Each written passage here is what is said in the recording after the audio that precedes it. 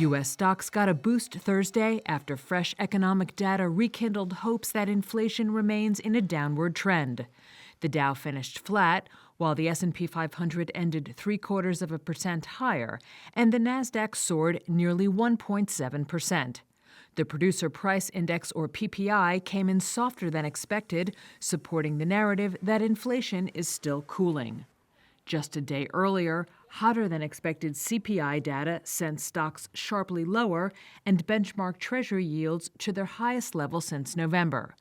While the PPI data was more encouraging, it did indicate that inflation's downward journey might not be on a fast track to the Fed's annual target rate of 2%. Liz Miller, founder and president of Summit Place Financial Advisors, says investors may be focusing too much on individual pieces of data and not enough on the overall health of the economy. I think after the PPI print this morning, investors are rethinking how they recently interpreted the higher CPI information that we had this month. We're really seeing that the bond and stock markets may have overreacted on the downside. The economy is on the right trend, and these stocks are now rebounding today to reflect that investors are being more thoughtful about the longer trend of the economy.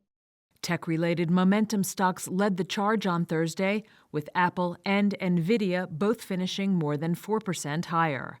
Shares of CarMax slid 9% after the company missed analysts' estimates for fourth-quarter results and said it might not meet its long-term vehicle sales target.